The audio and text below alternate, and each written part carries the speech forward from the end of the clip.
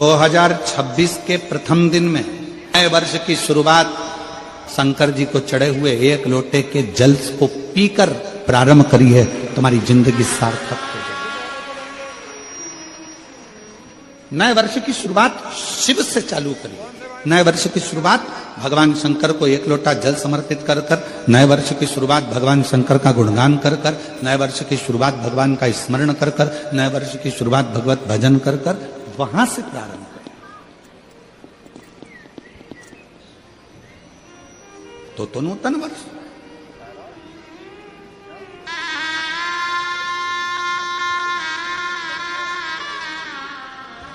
अपने माता पिता को नमन कर कर, अपने माता पिता को प्रणाम कर कर, अपने माता पिता को कुछ अच्छा उपहार देकर, अपने माता पिता को नमन कर कर अगर आप नूतन वर्ष की शुरुआत करते हैं तो आपकी जिंदगी सार्थक होती है।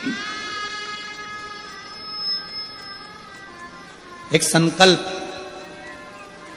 नए वर्ष से प्रारंभ करो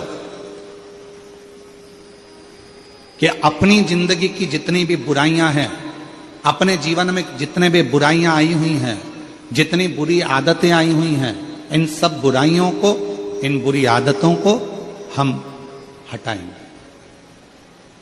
इन बुरी आदतों को, इन बुराइयों को हम अपने पास नहीं रखेंगे। पुष्प एक बेलपत्र में रखकर नंदीश्वर के पास में बैठकर श्री शिवाय नमस्तुभ्यम बोलकर अशोक सुंदरी वाली जगह पर स्पर्श कराकर भगवान शंकर पर सातों फूल के साथ बेलपत्री की डंडी अशोक सुंदरी की साइड हो, ऐसा स्मरण करते हुए शिव को समर्पित कर दे।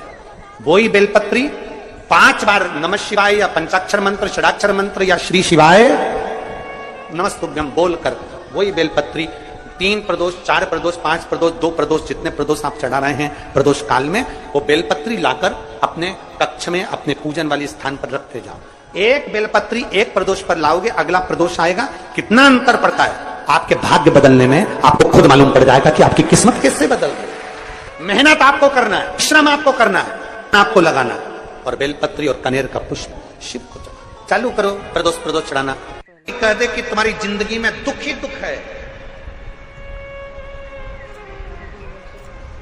जब कोई कहते तुम्हारे जीवन में कष्ट ही कष्ट है, तब एक काम चालू करो, शिव की आराधना। तब एक काम चालू करो, भगवान शंकर की आराधना। 3 चीजें अपना लो।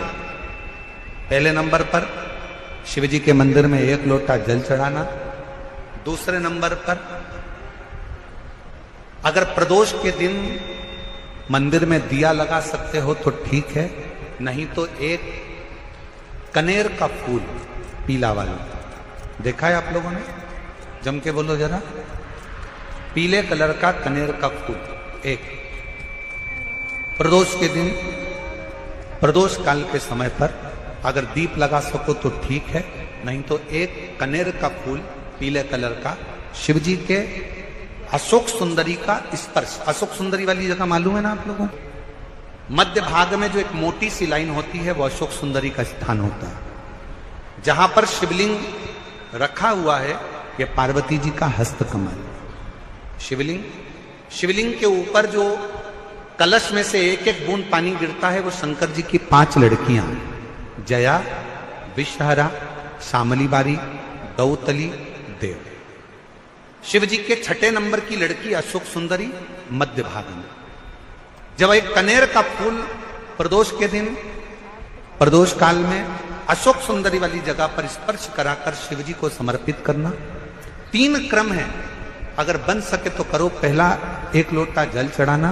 दूसरे नंबर पर अगर बहुत ज्यादा तकलीफ की जिंदगी चल रही हो, बहुत कष्टमय जीवन चल रहा हो और सब ने कह दिया कि तुम्हारी किस्मत में तो धक्के ही लिखे हैं, केवल आप धक्के ही खाओगे, तो एक कनेर का पुष्प प्रदोष के दिन, प्रदोष काल में अशोक सुंदरी का स्पर्श कराकर शिवलिंग पर चढ़ाओ। अब पुकारो।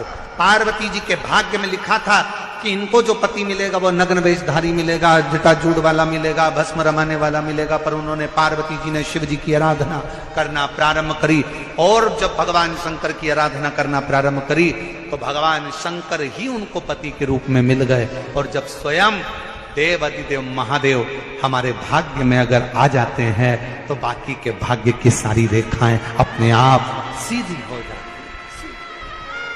सब रेखा शिव को पुकारो।